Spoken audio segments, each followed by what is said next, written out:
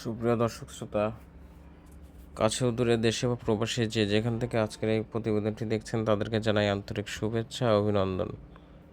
দর্শক, ভিডিওর শুরুতে যে গাভীটা দেখতে পাচ্ছেন এটা একটা হলস্টিয়ান ফিজিয়ান জাতের গাভী। গাভীটা এবার দ্বিতীয়বারের মতো বাচ্চা প্রসব করছে।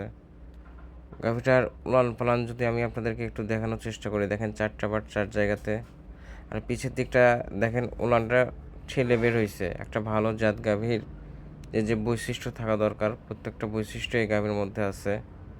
গাভীটার মাথা থেকে একদম মাজা পর্যন্ত দেখেন কতটা স্ট্রেট, মাথার দিকটা কতটা চিকন, আর পিছের দিকটা কতটা ওষার।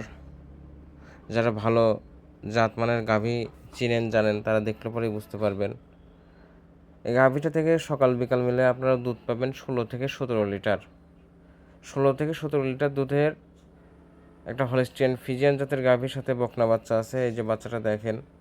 তো যারা এই গাভীটা নিতে ইচ্ছুক, ডেসক্রিপশনে ফোন নাম্বার দেওয়া আছে, ফোনের মাধ্যমে যোগাযোগ করে গাভীটা সংগ্রহ করতে পারবেন। এছাড়াও আমার খামারে সবসময় 15 থেকে 25 লিটার দুধের গাভী থাকে।